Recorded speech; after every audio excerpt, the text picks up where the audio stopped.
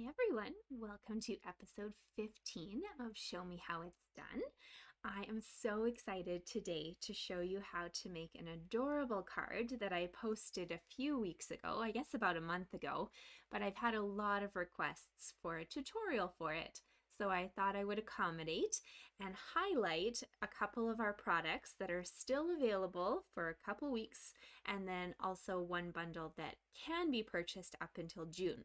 So this sweet strawberry stamp set coordinates with an adorable punch, and this is available in our mini catalog, which you can order from, I guess, until the end of May. And that's what I used to cut out my great strawberries and the tops. The bundle that you can get only for probably like 10 more days now is this Berry Blessings bundle. So we're not actually using the stamp set in the project today. You can if you wanted to put a sentiment inside, but what we are using is the adorable Berry Blessings designer series paper. So I wanted to highlight my favorite piece, which is this strawberry looking one. Look, it's got the seeds and everything in it.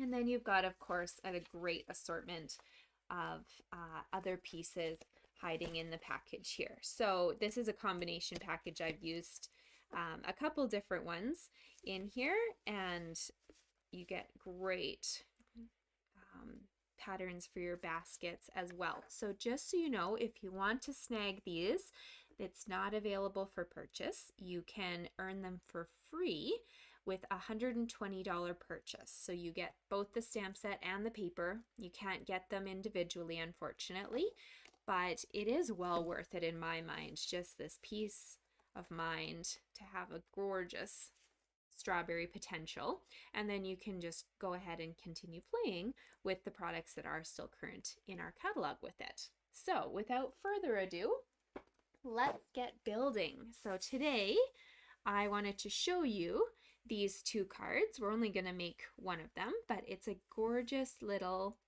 berry basket that has a pocket. You can just slide your card in and out like so, and it's just really fun for anyone who gets it. You could slip a gift card in there and just write a note on this little card on the inside. So let me show you how to make them. You will need to start with, I'm just going to move this one out of the way. We're going to talk as if we're only building the blue one. However, I will post pictures with the green as well in case you decide you like that color combination. So we're working with blue. I chose Pacific Point, and my base is 3 3/4 by 5.5 inches, and I've put a score mark down the middle here at the 2 3/4 inch line. So on that line, we're just going to go ahead and fold, and you can grab a bone folder so you have a nice crisp line. Now I love a basket that's got a bit of an angle to it. So all I'm going to do is grab my ruler and pencil, and on the bottom line, the scored line here, we're going to put our ruler 1/4 of an inch from the edge and just make a little tiny tick mark. Okay, 1/4 inch. On the other side, left-hand side, you're going to do the exact same thing. So a little tiny tick mark at 1/4 inch in. Now, you can, if you're a little unsure, draw a whole line from that tick mark that you made to the coordinating corner. Or if you're super confident, you could, oh, sorry, this guy ended up folding weird. Just gonna re-burnish it.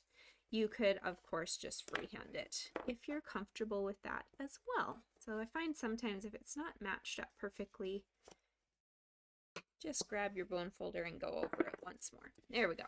Okay, I'm gonna draw the line just so that you guys can see it. That will be a lot nicer. So hopefully you can see a bit of a line here.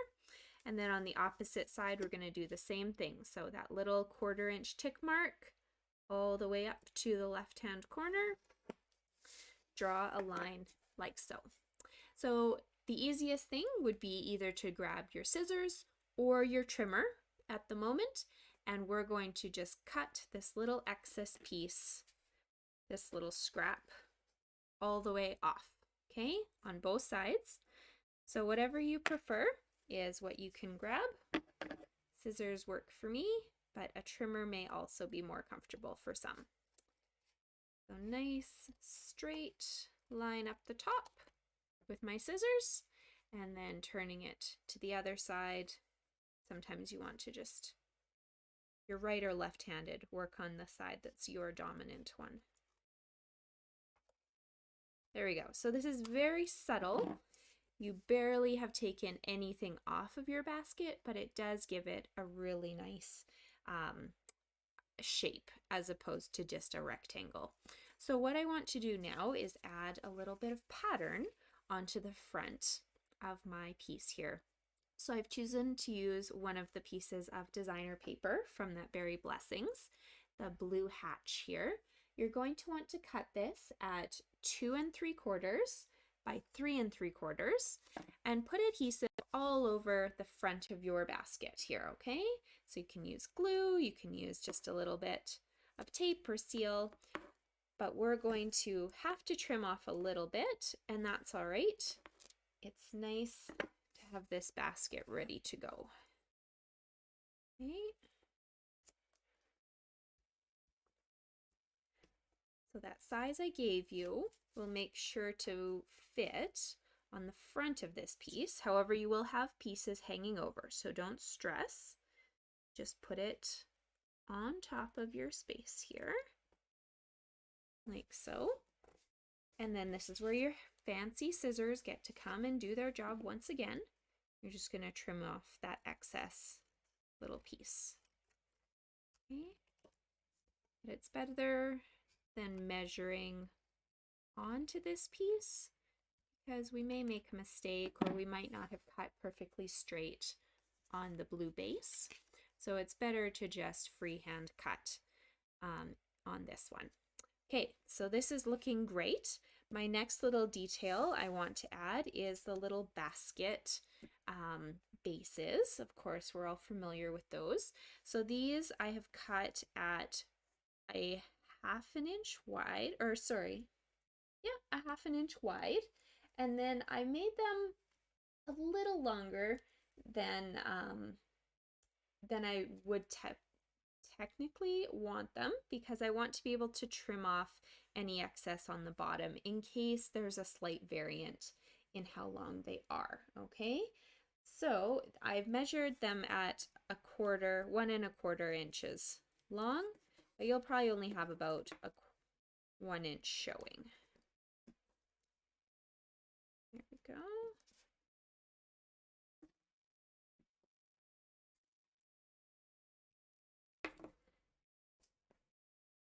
They don't have to be perfect. You could make them longer, shorter, fatter, whatever. But start in the middle. This one can be perfectly placed onto your card. He is the one that we're going to judge all the others by. Okay? So now when you put your next one on, make sure that it lines up at the same height that you put this one at. If it doesn't, then it's got a little excess and it can just hang down, and that's fine. But this one looks pretty well proportioned, so we're just going to keep that beside that there. Third and final piece. See how well I did? There we go. Yeah, that one's a little longer, so I may end up trimming it at the bottom.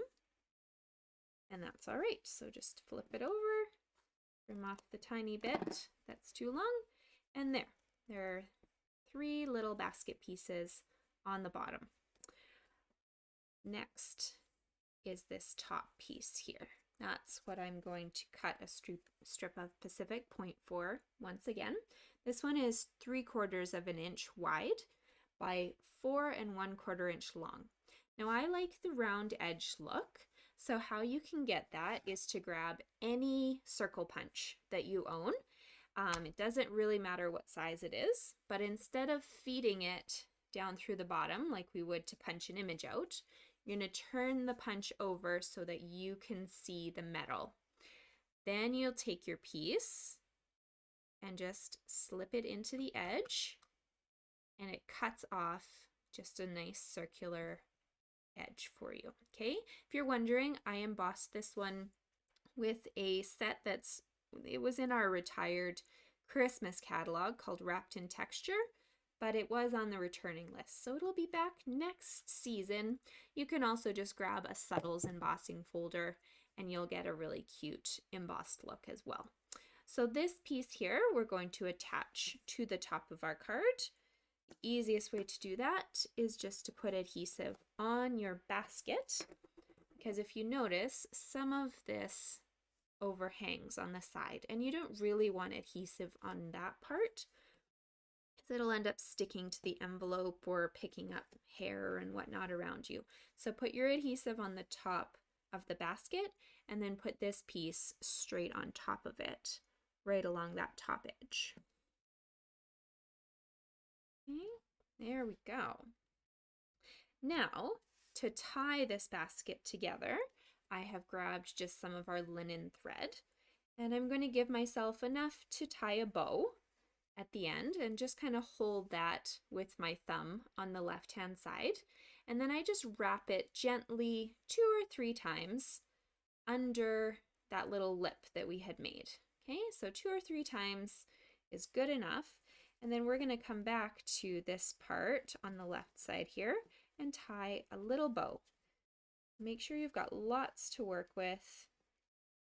You don't need to be stingy with linen thread. It looks adorable the more you have. Just kind of adds a little rustic character, and you can spread out your strings. And then before you cut everything, make sure to kind of make a small neat bow right here. Okay? There we go. Adorable little bow. It's gonna hide right on the front here.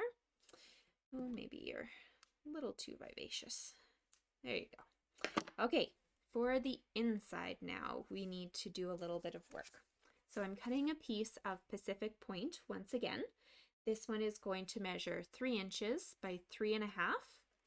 And to make a little writing note, I've cut out Very Vanilla. So this one is 2 3/4 by 3 1/4. And I'm going to attach those 2 pieces together. They'll give each other a perfect little border.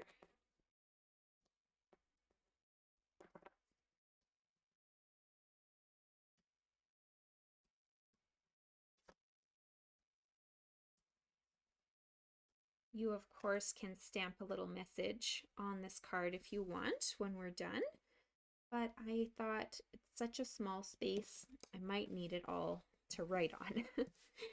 So, the last piece of the puzzle is adorable strawberries, of course. So, with my fancy strawberry builder punch, I have used the patterned paper, so no stamping involved, to cut myself 5 strawberries with toppers. They'll look like this when you've punched them out. So to attach my topper to the strawberry, the easiest way to do that is grab a little glue dot, stick your strawberry leaf on top. You've got your glue right here now, and you can put it onto the top of the strawberry. Okay, so that is an easy way to assemble these, so they'll be perfect and ready to go. You can put an adhesive strip along the top of your little note card, and we're going to start attaching strawberries to it. The last one you may end up having to put adhesive on the strawberry itself, but for the rest of them we should be able to get them to stick to what we're doing. So we need 4 of them on our little note card and 1 of them for the front. So you can start however you want, but I just decided I'm going to put 1 on the left-hand side, 1 kind of in the middle here, and then these last 2 are layering over top. 1 and 2. So we're not popping them out because we do want this to come in and out of the envelope really easily. And that is your little note card. It can fit in the front here. The reason I saved my strawberry on the front for last is I kind of wanted to be able to see where the rest of these strawberries sat. and then you can figure out from there where you want this one to go. You can pop this guy up on a couple dimensionals, and that will go straight on one of your corners here. Okay. There we go. Adorable, easy to pull out, and super fun. I did want to mention, if you do not have linen thread, or you didn't want to make a card that had a pull-out feature, you can also make a card that simply opens like so and you write on. So you cut all of our pieces the same, but this little piece that we would typically pull out of the other one, I've instead attached to the back of my basket here. And then I don't have any thread around the outside, so the card is really easy to open like so.